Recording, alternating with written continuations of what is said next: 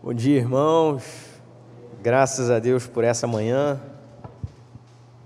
Bom estar aqui com os irmãos. Já perceberam, o pastor Roberto está ausente esse fim de semana. Ele está de folga, comemorando o 16º aniversário de casamento. Certamente está cultuando ao Senhor conosco. Então, estamos aqui para meditar juntos na palavra do Senhor essa manhã. E daremos sequência no estudo do livro de Efésios. Eu queria convidar você a abrir sua Bíblia na carta de Paulo aos Efésios, no capítulo 2. Nós leremos os versículos 11, 12 e 13.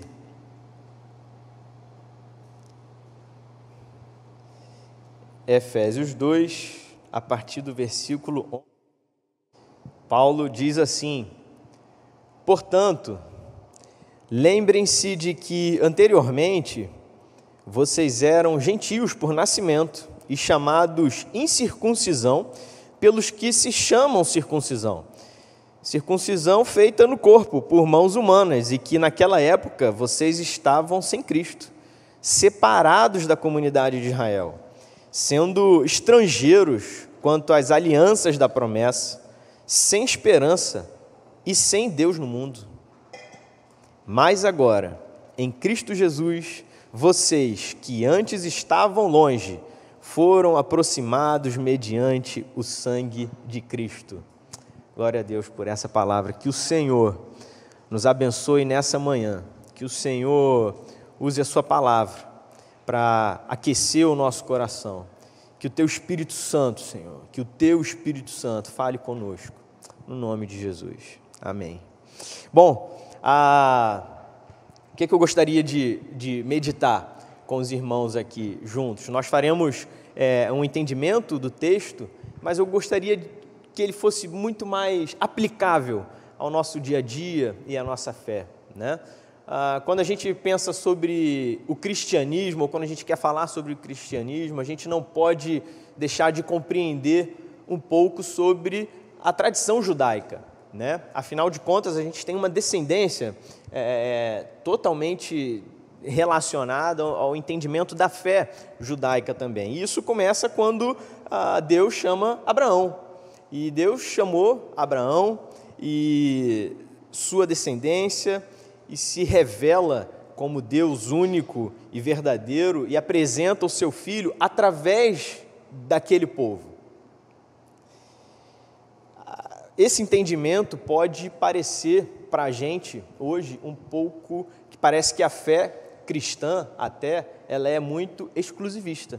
Você concorda comigo? Vamos pensar, o judeu, ele talvez se considere ainda, mas na época isso era muito mais firme, era muito mais evidente, ele se considerava como povo realmente escolhido, e de fato era, mas fazia uma acepção dos outros povos a ponto de chamá-los de cães. Nós somos os judeus, e os outros, e a Bíblia chama de gentios, são os cães. Da mesma forma, por exemplo, o grego, ele se considerava, né, o inteligente, o povo, o filósofo, né, um povo diferenciado, e considerava os outros povos, chamava de bárbaros, por exemplo. Mas a gente está falando sobre fé, e não sobre os gregos. A gente já entendeu, ao longo da caminhada cristã, que a fé, ela não é exclusivista. Mas, desde o início, na igreja primitiva, existiam alguns problemas também quanto a isso. E qual é o grande problema que Paulo aqui tenta explicar e conversar, né, para aquela igreja? Nessa carta, por exemplo, no capítulo 1, versículo 10, Paulo fala assim: isto é, fazer convergir em Cristo todas as coisas celestiais ou terrenas. Como pode uma fé exclusivista, que separa judeus e gentios, como pode fazer sentido a algo que Cristo iria convergir em todas as coisas nele, o que o Senhor iria. Então, havia uma certa confusão nesse início de entendimento da fé, uma confusão na igreja primitiva, e isso tem muito a ver com o que Cristo e a obra de Cristo faz na humanidade depois da sua ressurreição e depois da salvação. E, inclusive, o entendimento melhor e mais completo de toda a Bíblia, desde, inclusive, o chamado de Abraão. A gente tinha o primeiro problema, e todo mundo já pegou isso, a gente já estudou bem isso. O primeiro problema que nos afasta do Senhor é o pecado. No capítulo 1, a gente está estudando isso há bastante tempo, né? Aliás, no capítulo 2, o primeiro versículo, Paulo já diz assim, olha, a gente tinha um problema antes, que era, vocês estavam mortos em suas transgressões e pecados. E aí depois, nos versículos 4 em diante, ele diz assim, todavia Deus, que é rico em misericórdia e amor, nos deu vida com Cristo e tal. Então, um grande problema a gente conseguiu resolver. Um outro problema, e isso é super importante para a gente que quer entender um pouco mais da fé cristã, é como agora fazer sentido, e eu falo dessa introdução da fé judaica, né, com um monte de coisa que foi falado no Velho Testamento, com o que Cristo agora está fazendo, e tem a ver com esse versículo 10 do capítulo 1, fazer convergir nele todas as coisas celestiais e terrenas. Vamos meditar, então, finalmente, depois dessa longa introdução, a partir do versículo 11. Paulo diz assim, portanto, lembrem-se de que anteriormente vocês eram gentios por nascimento. Paulo está falando para a igreja de Éfeso. Naquela igreja tinham judeus convertidos e tinham outros, e provavelmente a maioria não era. A maioria era gentio. E dizia, vocês eram gentios por nascimento e chamados de incircuncisão, pelos que se chamam circuncisão feita no corpo por mãos humanas. Paulo aqui já dá uma aula sobre a doutrina de Cristo e o seu sacrifício. O judeu ele tinha a circuncisão como uma marca e até como algo que ele se orgulhava, porque ele carregava no corpo um sinal da aliança que Deus fez com Abraão lá atrás, quando ele dizia, acho que a gente tem esse texto aqui, vamos abrir a Bíblia, Gênesis 17, a partir do versículo 10,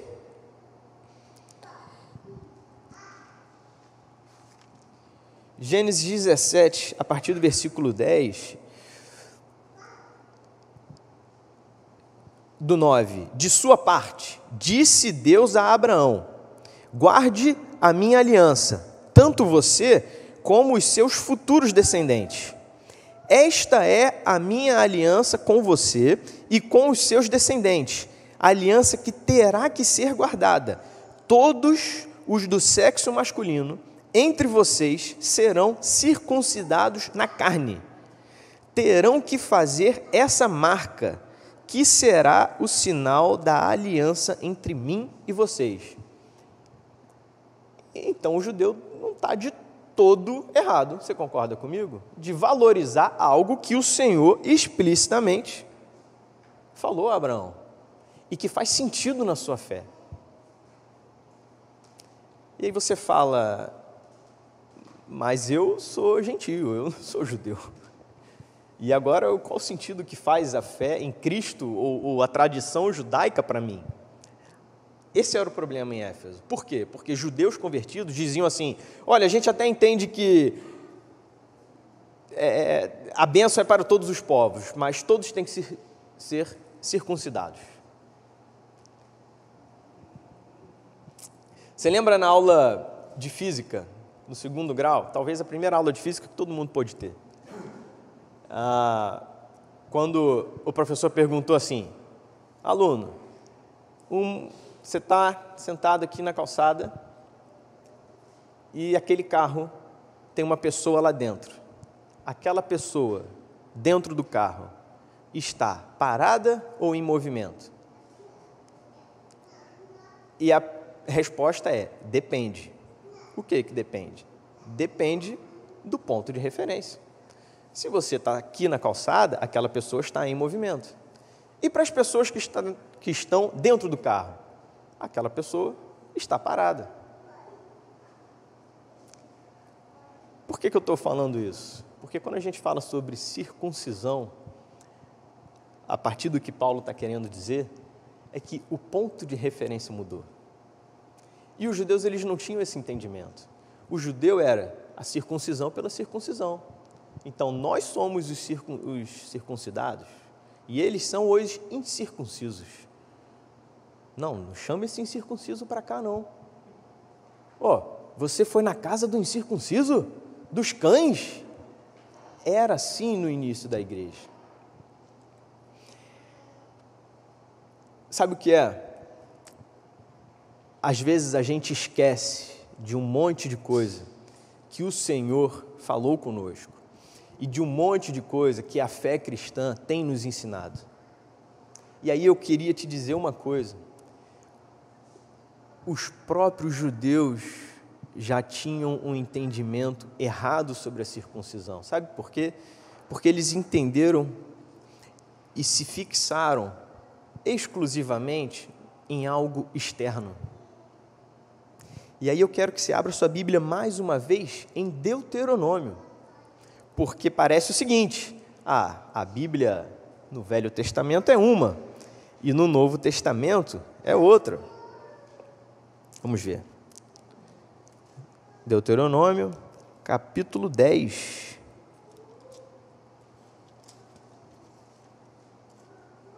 Versículo 16.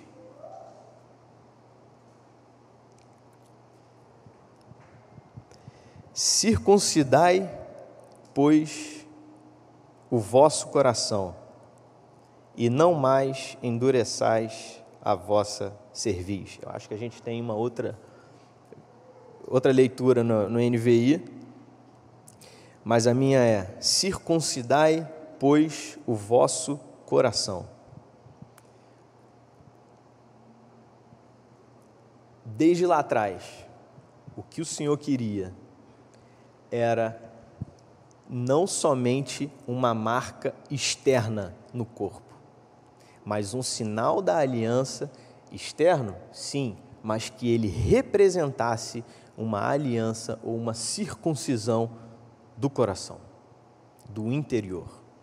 E aí, finalmente, Paulo lá consegue explicar isso e dizer que, por causa do sacrifício do sangue de Jesus, não era mais uma circuncisão da carne.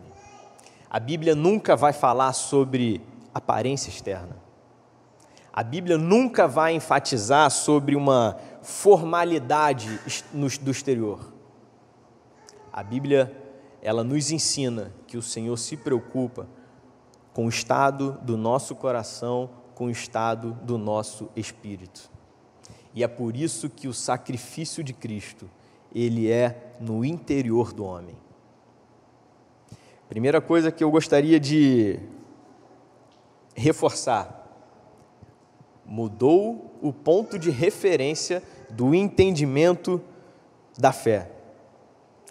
Por isso que nós usamos o entendimento da fé judaica para construir o nosso raciocínio ou para compreender melhor a fé cristã. Nós não nos apegamos a formalidades, a rituais, a liturgias que a Bíblia mostra como eram, mas nós entendemos o significado delas. E a fé cristã, ela é diferente por causa disso. O próprio Paulo, em Romanos 2, no 28 e 29, ele diz assim: não é judeu quem o é apenas exteriormente, nem é circuncisão a que é meramente exterior e física. Não, judeu é quem o é interiormente, e circuncisão é a operada no coração pelo Espírito, e não pela lei escrita. Para estes, o louvor não provém dos homens, mas de Deus. Então, para os efésios, Paulo está ensinando sobre essa doutrina que ele também ensinou aos romanos.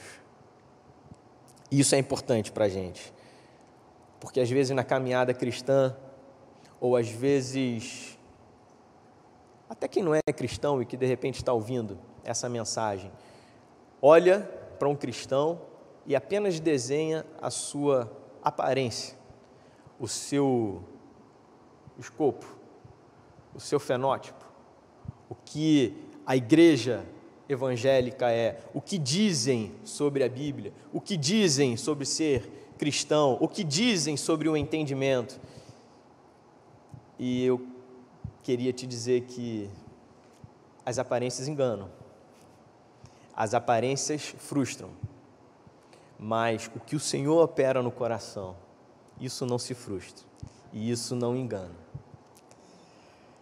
O Paulo continua dizendo, lembrem-se, olha, antes vocês eram gentios por nascimento, chamados em circuncisão, pelos que se chamam circuncisão, feita no corpo por mãos humanas. Então, se o ponto de referência mudou, a forma como ela acontece também mudou. Porque antes era quase um ato cirúrgico mesmo, né? E outro dia eu conversava com meu irmão, urologista, e ele falava, dava muita, a gente, não sei qual era o motivo, a gente conversava sobre isso, e ele dizia, não, porque dava febre e tal, e tem aquela história que eles esperaram os povos serem circuncidados para dar febre, e aí poder atacar e contra-golpear. Eu falei, caramba, nem lembrava disso daí. Então era algo realmente, a cirurgia era algo, tá lá, com 8 dias, talvez o mandamento era esse, com 8 dias, porque, não sei, acho que a criança ia esquecer mais fácil do trauma, né? Mas por mãos humanas. Se o ponto de referência muda, a forma também muda. E ela não acontece mais por mãos humanas. Afinal de contas, não faria sentido uma circuncisão do coração feita por mãos humanas. Mas o ponto aqui é que a transformação do interior, ela também não acontece por uma vontade do homem. E eu quero andar devagar com o que eu vou dizer aqui. Não falo isso da minha cabeça. Eu uso alguns amigos, autores aí mais gabarito para poder me sustentar no argumento. O homem não regenerado é incapaz de aplicar o princípio e o Espírito de Cristo. Na verdade, ele nem quer fazer isso. Podemos imaginar que, agora eu já estou parafraseando ele, métodos bíblicos, tradições, boa vontade e até boas intenções podem transformar corações e vida. Até certo ponto elas podem causar uma transformação, mas uma regeneração do coração, somente o Espírito Santo. Você pode ser um religioso impecável, ou achar que para ser cristão você precisa ser impecável. Você precisa estar todo domingo numa igreja, de manhã, de tarde, de noite, durante a semana, participando de alguma coisa, ser dizimista fiel, como se diz, e aí você pode colocar um monte de, mudar suas roupas. Certamente, irmão, um monte de coisa, quando você se torna cristão na sua vida, um monte de coisa muda. Mas não é o mudar as coisas de fora que transformam você. Você é transformado primeiro por dentro.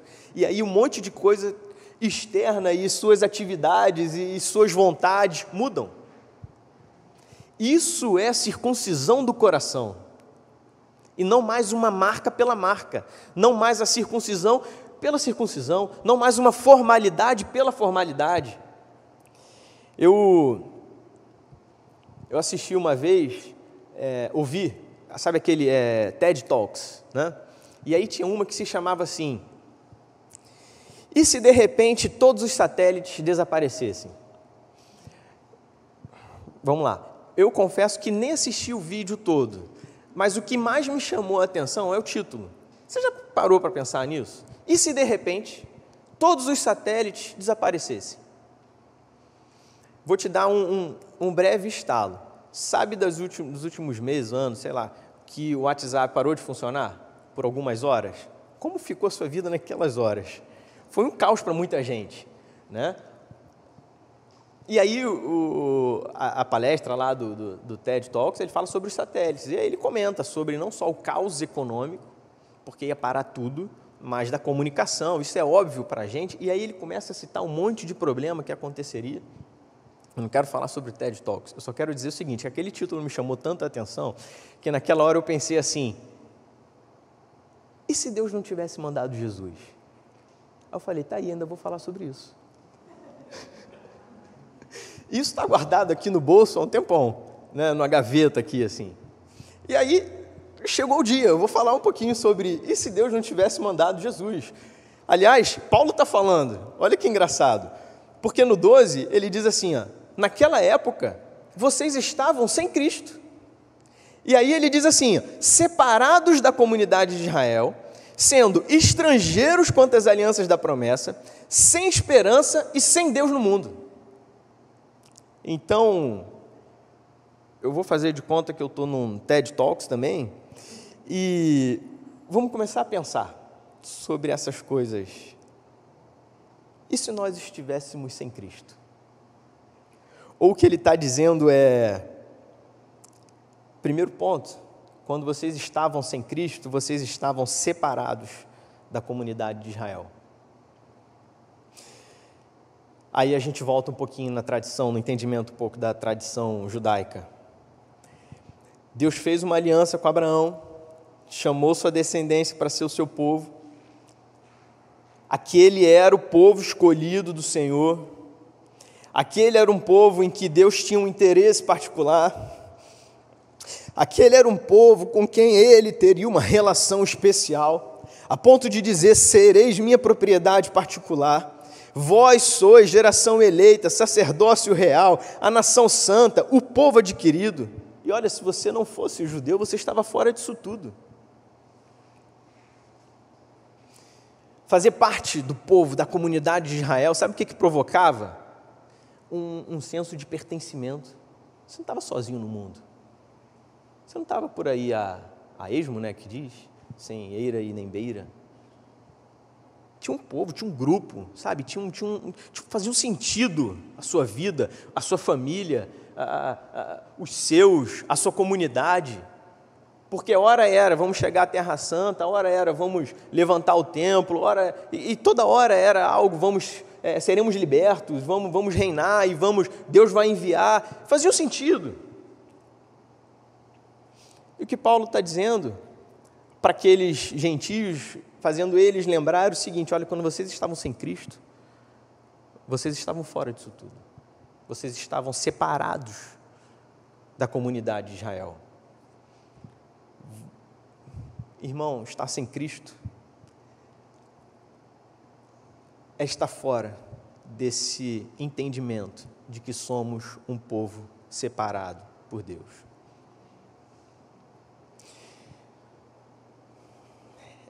É não ter um senso de pertencimento. E talvez viver sem eira e nem beira. Talvez mudar o verdadeiro, ou porque você não tem nenhum, sentido ou norte para a sua própria vida. E achar que a vida é realmente uma passagem, como se diz por aí. Que a gente está aqui vagando. Vamos fazer umas coisas. Ou procurando em coisas finitas e limitadas, completamente diferentes do Senhor, do que Ele é, para fazerem sentido para a sua vida e dizer o seguinte, olha, eu nasci para isso, olha, a minha vida só faz sentido se eu fizer isso. Sabe por quê? Porque está distante, separado da comunidade de Israel, está fora, e aí ele continua, você está estranho às alianças das promessas. Sabe o que quer dizer estar estranho às alianças da promessa? Sabe quando você lê a Bíblia e ela faz sentido para você?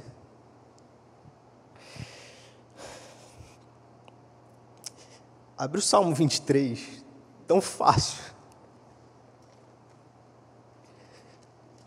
Se você é estranho às alianças da promessa,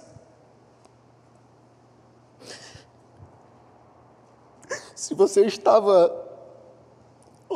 está sem Cristo, eu compreendo que esse salmo não faz sentido para você, mas sabe, para a minha vida, para a nossa vida, isso faz todo o sentido, porque a gente lê: o Senhor é o meu pastor e não terei falta de nada.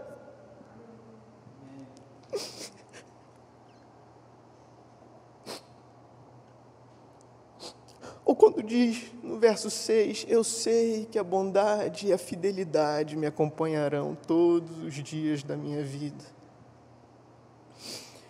E voltarei à casa do Senhor enquanto eu viver. Irmão, não sei se eu choro, se eu dou risada. Sabe por quê? Porque quando a gente está estranho, sem Cristo, quando a gente está estranho, as alianças da promessa, a Bíblia não faz sentido. Não faz sentido quando Pedro registra: olha, lançai sobre ele toda a vossa ansiedade. Sabe por quê? Porque ele tem cuidado de vós. Irmão, ouvir isso é um descanso para o nosso coração. Sabe, a gente na pandemia viveu muito isso, o medo da manhã, a noção de que não temos o controle de nada. E, no entanto, se você tem Cristo, você pode dobrar o seu joelho, curvar sua cabeça, fechar seus olhos e falar: Senhor, eu sei que o Senhor tem o controle sobre todas as coisas. Eu sei que o Senhor é soberano. E aí a Bíblia e as alianças da promessa, elas fazem sentido. Sabe por quê? Porque vocês estão em Cristo. Qual sentido faria para um filho honrar pai e mãe? Que conexão tem?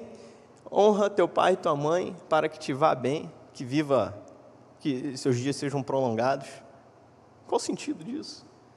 É porque nós confiamos no Senhor das alianças, naquele que faz todas as promessas.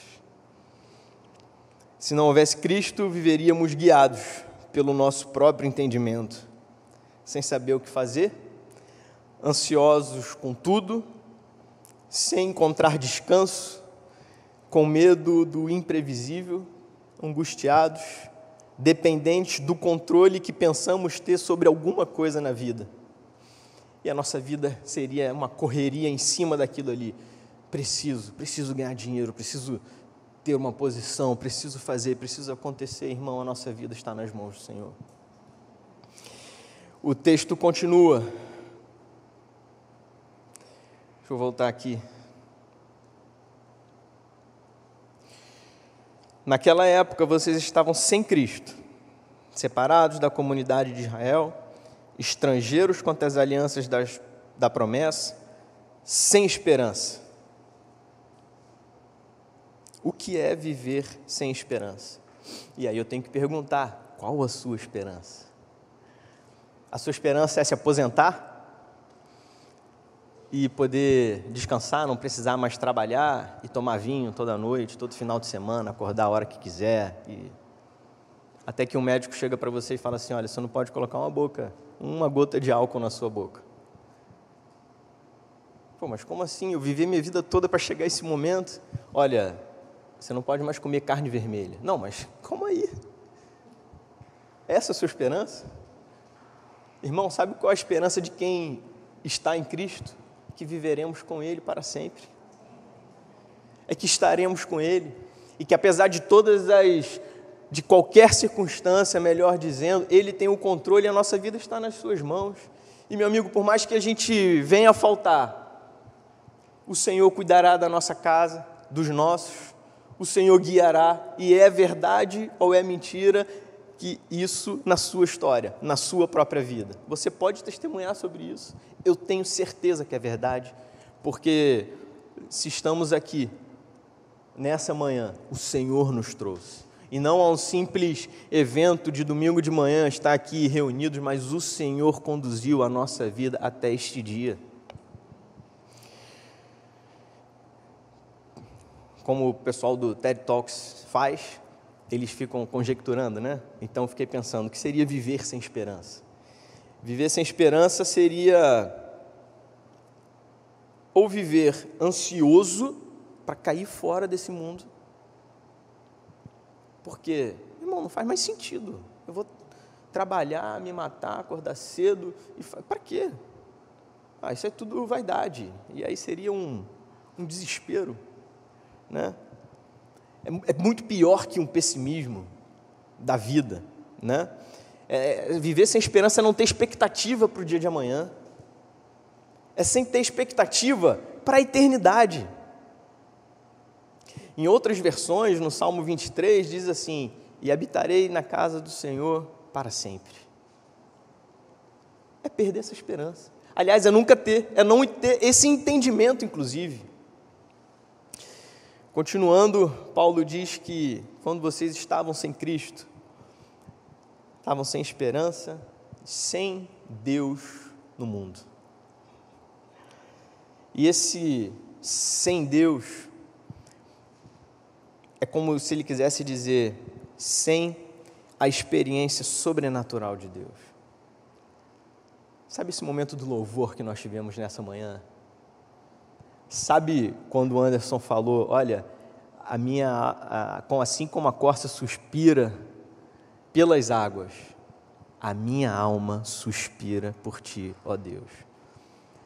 Quando estávamos sem Cristo, a nossa alma não suspirava pelo Senhor. E hoje, quando estamos em Cristo, a nossa alma suspira, e não faz sentido a nossa alma suspirar por outra coisa, a não ser Cristo e o seu Espírito. Irmão, estar sem Cristo seria estar sem a experiência desse sobrenatural de Deus, sem o entendimento da Bíblia, sem a experiência de ler um texto e fazer o nosso coração queimar, o nosso coração arder, ou cantar uma canção e quebrantar o nosso coração, o nosso entendimento, e dizer assim, Senhor, obrigado. E cantar, e louvar, e parece que a pessoa que escreveu aquela letra, ela estava exatamente na mesma situação que você se encontra, e seu coração é transformado após ouvir uma música.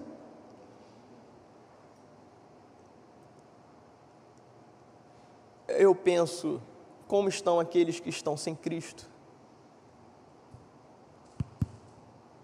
Que música que eles vão ouvir para trazer paz e consolo para o coração?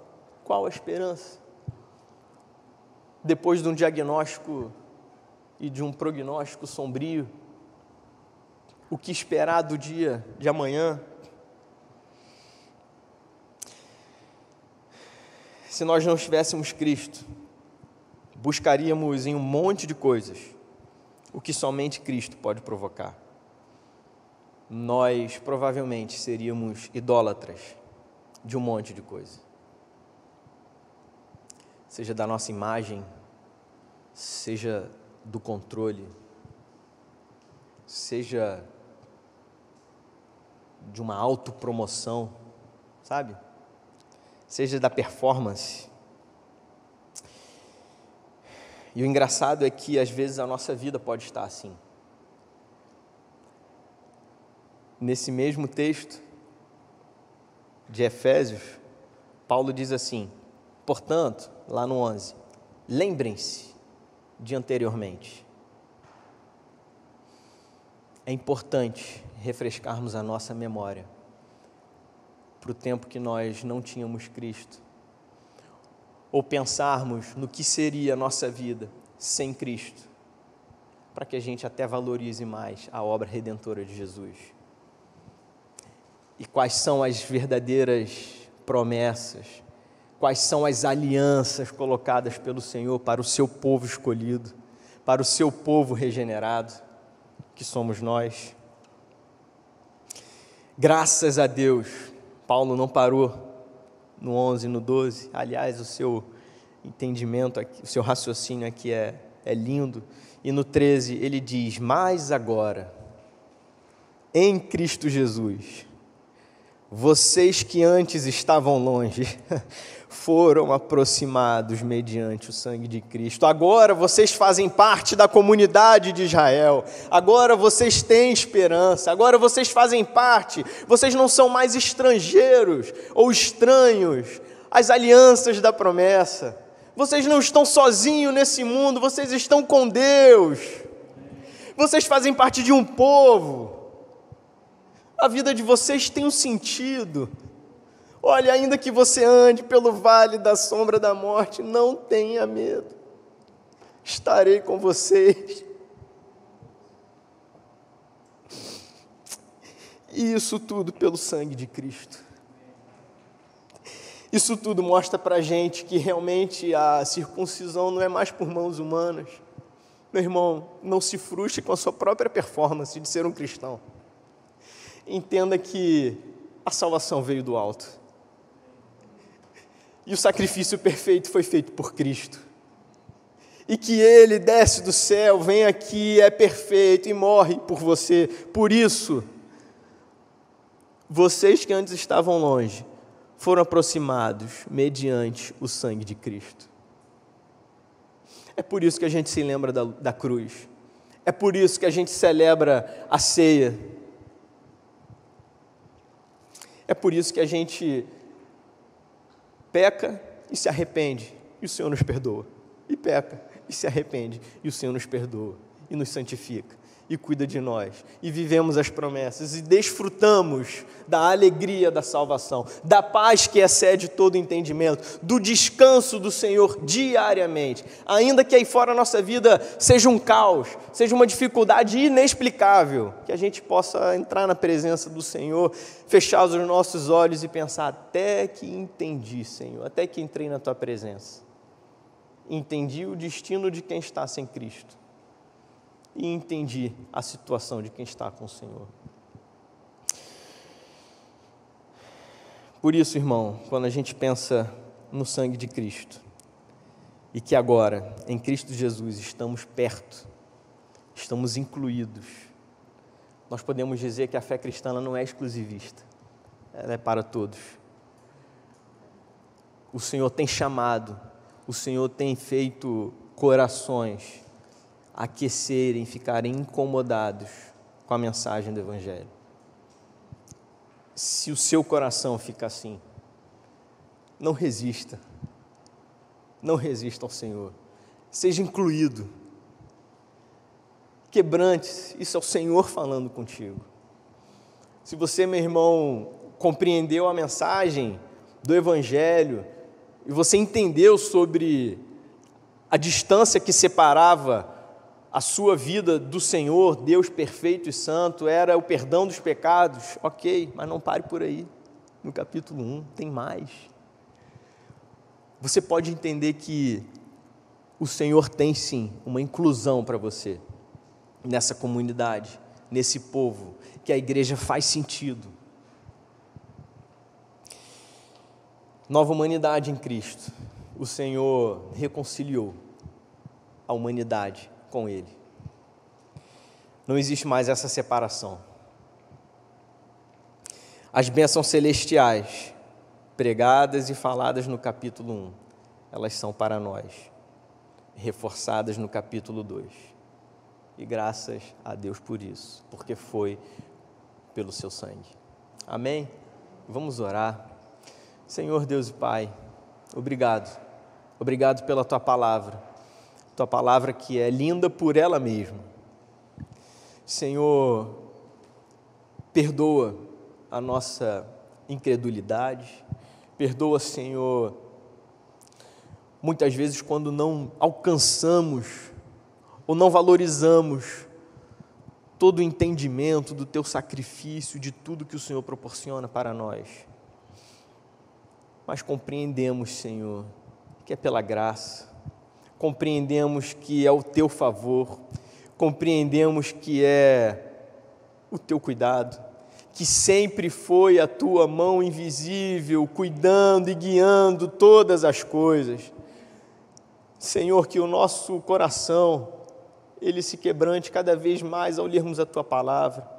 Deus, abre as nossas mentes e o nosso coração, para que sejamos alcançados pela beleza do Evangelho de forma cada vez mais completa, mais profunda, mais íntima com o Senhor. Deus, que esta igreja, aqueles aqui presentes, aqueles que estão online, em qualquer momento, ouvindo essa mensagem, Senhor, que cada um de nós tenha um sentimento de pertencimento a Ti, a esse povo. Senhor, renova o nosso entendimento sobre as alianças da promessa.